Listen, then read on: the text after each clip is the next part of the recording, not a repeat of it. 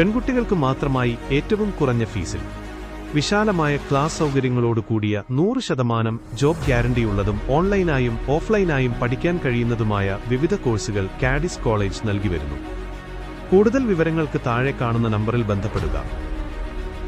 Kottakkal municipality ജനകീയ ആസൂത്രണ പദ്ധതിയിൽ ഉൾപ്പെടുത്തി നടത്തുന്ന തെരുവ് നായ്ക്കൾക്കുള്ള പേവിഷ പ്രതിരോധ കുത്തിവയ്പ്പിന് തുടക്കം കുറിച്ചു. കോട്ടയ്ക്കൽ മുനിസിപ്പാലിറ്റി ജനകീയ ആസൂത്രണ പദ്ധതിയിൽ ഉൾപ്പെടുത്തി നടത്തുന്ന തെരുവ് നായ്ക്കൾക്കുള്ള പേവിഷ പ്രതിരോധ കുത്തിവയ്പ്പിന് തുടക്കമായി. ഒക്ടോബർ 6-7 തീയതികളിലായാണ് കുത്തിവയ്പ് നടക്കുന്നത്. കുത്തിവയ്പ്പിന്റെ ഉദ്ഘാടനം സ്റ്റാൻഡിംഗ് കമ്മിറ്റി ചെയർമാൻ റംല ടീച്ചറുടെ അധ്യക്ഷതയിൽ മുനിസിപ്പൽ ചെയർപേഴ്സൺ ഡോക്ടർ അനീഷ നിർവഹിച്ചു. കോട്ടയ്ക്കൽ നഗരസഭയിൽ ഇന്നും നാളെയുമായിട്ട് തെരുവ് നായ്ക്കൾക്കുള്ള പേവിഷവാദിക്കെതിരായിട്ടുള്ള കുത്തിവയ്പ്പ് നടന്നുകൊണ്ടിരിക്കുകയാണ്. നമുക്കറിയാം, കേരളത്തിൽ ഒട്ടാകെ ഈ ഒരു തെരുവ് നായകളുടെ ശല്യം രൂക്ഷമായ സാഹചര്യത്തിൽ തദ്ദേശ ഭരണ സ്ഥാപനങ്ങൾക്ക് ചെയ്യാൻ പറ്റുന്ന ഏക കാര്യം തീർച്ചയായിട്ടും ഒരു വാക്സിനേഷൻ എന്നുള്ളത് തന്നെയാണ്. ഒരു ABC പ്രോഗ്രാം നമുക്കൊരു 2-3 വർഷത്തോളമായിട്ട് നമുക്ക് ചെയ്യാൻ കഴിയാത്ത അവസ്ഥയിലാണ്.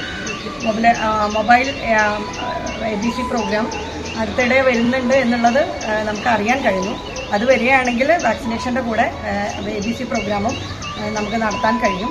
നമുക്കറിയാം, കോട്ടയ്ക്കൽ മുനിസിപ്പാലിറ്റിയിലൊരു വേറിട്ട ഒരു സമരം നമ്മൾ ഈ ഇടയായിട്ട് കാണാൻ കഴിഞ്ഞു. വളരെ സങ്കടകരമായിട്ടുള്ള കാര്യം തന്നെയാണ് തെരുവ് നായകളുടെ ആക്രമണം കുട്ടികൾക്കും വയോജനങ്ങൾക്കൊക്കെ നേരിടുന്നത്.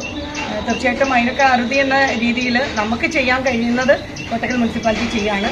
പദ്ധതി പ്രകാരം നമ്മൾ ഇന്നും നാളെയുമായിട്ട് കഴിയുന്നതിൻ്റെ മാക്സിമം തെരുവ് നായ്ക്കളെ കുത്തിവയ്പ്പ് നടത്തുന്ന പ്രോഗ്രാമിലാണ് നമ്മളിപ്പോൾ അതിൻ്റെ ഉദ്ഘാടന കർമ്മമാണ് നിർവഹിച്ചത്.